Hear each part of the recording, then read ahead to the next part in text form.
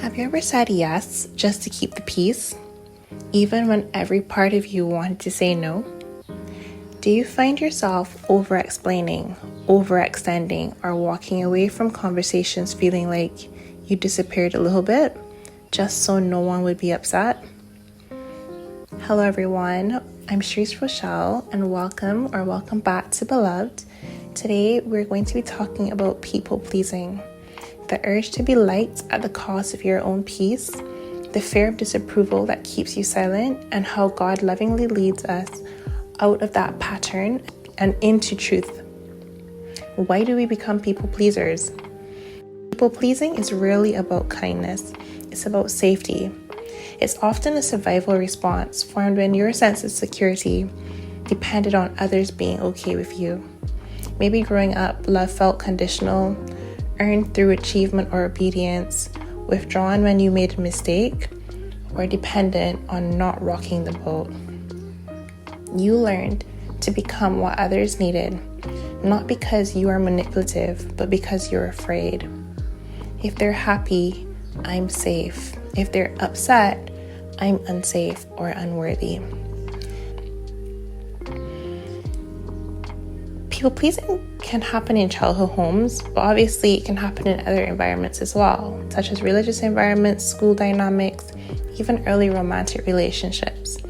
People-pleasing becomes your way of avoiding conflict, rejection, or the terror of being too much. But what starts as protection eventually becomes self-erasure.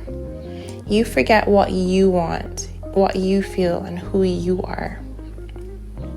Let's look at how to recognize whether or not we're people-pleasing. You might feel responsible for other people's emotions. You avoid conflict like it's dangerous.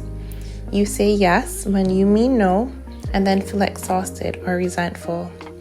You replay conversations to see if you upset someone. You over-apologize for simply existing. You feel unlovable when someone is disappointed in you. The inner narratives that you might be telling yourself. If they're upset, I must have done something wrong. If I say no, they will leave. If I do not keep the peace, I'm not being good or not being godly. But what about when people-pleasing is really about control? It might sound counterintuitive, but people-pleasing can sometimes be about control, not in a malicious way, but in a desperate attempt to manage the outcome. If I say what they want to hear, I can avoid rejection. If I keep everyone happy, I won't have to feel shame or abandonment. It's not just that you want others to feel good. You want to avoid feeling bad. You're trying to control how you are perceived so that you can avoid the pain of being misunderstood, disliked, or unloved. But love that must be managed is never truly received. What does the Bible say about approval and identity? God never asks us to shrink ourselves to be accepted. Jesus was radically kind, but he didn't people please. He disappointed crowds. He walked away. He even upset the religious leaders, but he never stepped outside of his identity to gain favor. Am I now trying to win the approval of human beings or of God? If I were still trying to please people, I would not be a servant of Christ. That is taken from Galatians chapter 1, verse 10. Fear of man will prove to be a snare, but whoever trusts in the Lord is kept safe. That is taken from Proverbs 29, verse 25. Each one should test their own actions. Then they can take pride in themselves alone. That is taken from Galatians chapter 6, verse 4. And please look at these verses for the full verse because some of them are paraphrased slightly. God's love doesn't require performance. Your voice does not have to be muted to be holy, and you were not created to disappear. Let's look at releasing people-pleasing and reclaiming your voice. Name the cost. Ask yourself, what does it cost me to be liked by everyone? What have I abandoned in myself to make others comfortable? Often, the cost is authenticity, peace, time, energy. and sometimes your relationship with God's calling. Secondly, practice honest no's. You don't have to explain everything. You don't have to wait until you're overwhelmed to set a boundary. Try phrases like, I can't commit to that right now. Thank you for asking, but I'll have to say no. That doesn't work for me. A no to others can be a yes to your health and obedience to God. Turn to God for approval first. Before you ask, will they be okay with this? Ask God, is this aligned with who you've called me to be? Sometimes we confuse people-pleasing with Christ-likeness, but Christ never pleased people at the expense of truth. Lastly, redefine kindness. Kindness is not compliance. Kindness does not mean that you let people drain, guilt, or manipulate you. Jesus was kind, and he still flipped tables.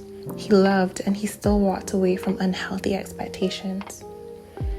The affirmation that I would like to leave you with today: I am not responsible for managing everyone's emotions. I am free to be honest, even if others do not like it. And we will close on this verse. The Lord is my helper. I will not be afraid. What can man do to me? And that is taken from Hebrews chapter 13, verse 6.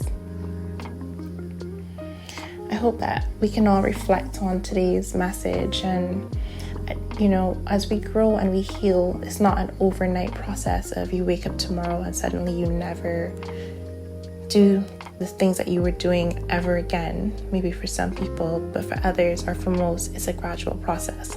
For me, as I reflect on this, I can think of so many instances where I've said yes when I wanted to say no, because I didn't want to disappoint people or I didn't want to be disliked. But as I've been on this healing journey, I've realized that really and truly, if you want to be liked by everyone, you're not being true to yourself.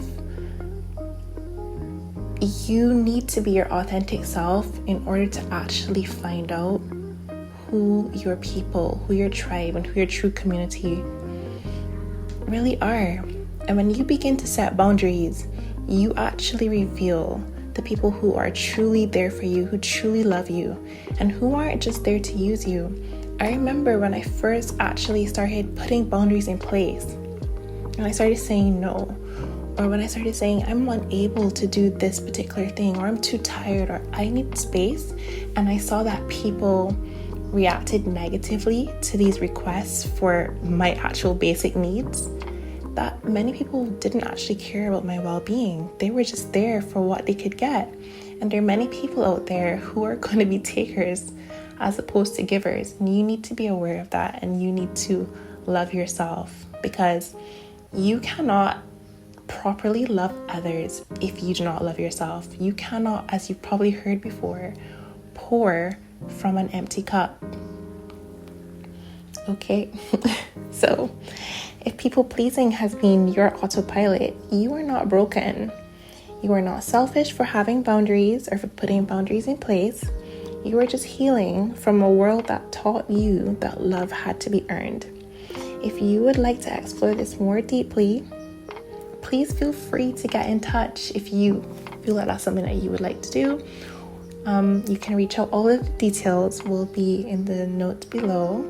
You can reach out for a free discovery call at belovedwithcherise@gmail.com, or you can go straight ahead and book a session if you would like to. The links will be below. Next time on Beloved, we will be talking about perfectionism and why we equate flawlessness with worthiness, and how God's grace gently invites us out of that trap. But for now, this has been Beloved with Cherise Rochelle, where faith meets healing and you are reminded of just how deeply loved you are. Until next time, stay rooted in truth, wrapped in grace, and never forget you are beloved.